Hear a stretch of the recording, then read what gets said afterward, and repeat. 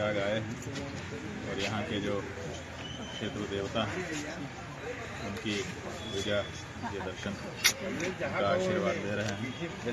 कल मेला क्षेत्र में प्रवेश करेंगे और हम लोगों को एक ही कामना है कि हम सब सनातनी हिंदू कुंभ के लिए यहाँ पर एकत्र हो रहे हैं। और हम लोगों के सामने वैसे तो हमारी अनेक धार्मिक समस्याएं हैं, लेकिन उनमें से सबसे बड़ी समस्या गौ हत्या है। तो गौ हत्या को रोकने के लिए और गौ माता को माता की प्रतिष्ठा प्रदान करने के लिए एक 324 कुंडी गौ प्रतिष्ठा महायज्ञ भी हम लोग करेंगे और परम धर्म संसद के आयोजन के द्वारा हिंदू समाज को मार्गदर्शन करने के लिए भी उपाय करेंगे। महाराज जी, जो धर्म संसद हो रही है अभी 27 को भी एक है, तो उसमें राजनीतिक जो लोग अगर आते हैं तो वो किस तरह से सही होगा? और कोई बात नहीं, राजनीति वाले भी आए, बात धर्म की करें। लेकिन कौन किस क्षेत्र में कार्य कर रहा है ये एक अलग बात है, क्योंकि प्रत्येक व्यक्ति अपने अपने ढंग से अपनी आजीविका भी कमाता है और अपने अपने ढंग से समाज की सेवा के लिए समर्पित भी होता है। कोई व्यक्ति राजनीति के माध्यम से अगर समाज की सेवा कर रहा है तो उसको हम बुरा नहीं समझते हैं और ये नहीं समझते हैं कि वो राजनीतिक हो गया तो अब हमारे यहाँ आ ही नहीं सकता। लेकिन यहाँ आकर के वो धर्म क्षेत्र में राजनीति की बात ना करे, बात धर्म की करे तो उसका स्वागत। महाराज जी, आप कुंभ पहुंचे, आप कुंभ को लेकर के कई तरीके की धारणाएं इस समय फैल रही हैं। हाल ही में अभी एक मुस्लिम स्कॉलर ने कहा कि ये वक्फ की बोर्ड हमको उस पर जमीन पर बट रहा है। हाँ, वो तो हमने बता दिया कि वक्फ बोर्ड की अगर संपत्ति है तो इस बारे में उनको रेवेन्यू बोर्ड में जाना चाहिए, अपनी बात कहनी चाहिए।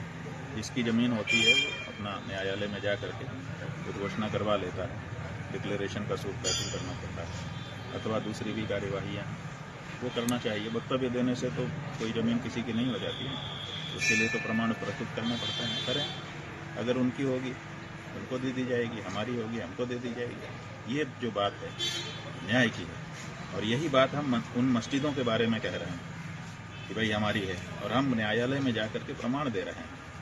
जैसे हम वो प्रमाण दे रहे हैं वैसे ही उनको भी अगर कोई दावा उनका है तो उसके लिए प्रमाण देना चाहिए। हाल ही में मोहन भागवत ने एक बयान दिया, उन्होंने कहा कि हर जगह मस्जिद ढूंढना ठीक नहीं है और हमें शांत बैठ जाना चाहिए। नहीं, किस जगह मस्जिद ढूंढें, किस जगह मस्जिद न ढूंढें, किस जगह मंदिर ढूंढें, किस जगह न ढूंढें, ये तो कोई बात नहीं है। जो चीज़ हमारी है हम तो खोजेंगे ना उसको। जब हमारी खो जाएगी, कोई उसको दबा लेगा, कोई छिपा देगा तो हम खोजेंगे नहीं अपनी चीज़ को।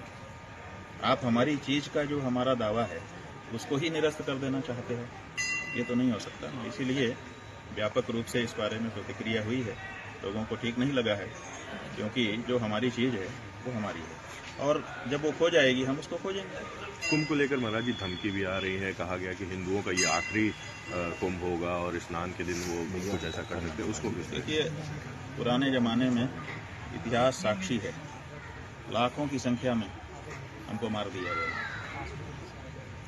मीनारें बनाई गई लोगों के द्वारा कि हिंदू हो काट दिया जाएगा, हिंदू हो काट दिया जाएगा। ठीक है, हिंदू धर्म खत्म हो गया, तो पर्व समाप्त हो गया।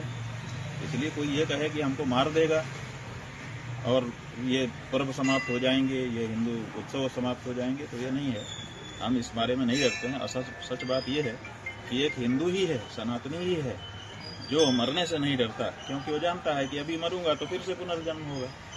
डरे वो लोग जिनकी ये अंतिम जिंदगी है, जो कहते हैं ये आखिरी जीवन है, इसके बाद कोई जीवन नहीं है, जो कुछ करना है कर लो, वो लोग डरें। हम तो अभी मरेंगे फिर दूसरा जन्म लेकर के फिर से जैसे के तैसे खड़े हो जाएंगे, हमें क्या डरना है। एक आखिरी प्रश्न महाराज जी, रामभद्राचार्य जी ने कहा कि पाक अधिकृत कश्मीर हमको मिल जाए, ऐसी दक्षिणा हमें मिलनी चाहिए, गुरु दक्षिणा मिलनी चाहिए। कौन देगा ये गुरु दक्षिणा? तो जिसने कब्जा किया है वही दे सकता है, जिसके पास जो चीज होती है वही देता है। पाक अधिकृत कश्मीर मतलब कश्मीर को जिसने अधिकृत कर लिया है, कब्जा कर लिया है, तो उसको जिसने कब्जा किया है उसको अपना चेला बनाएं और उससे दक्षिणा में ले लें, अच्छा लगेगा।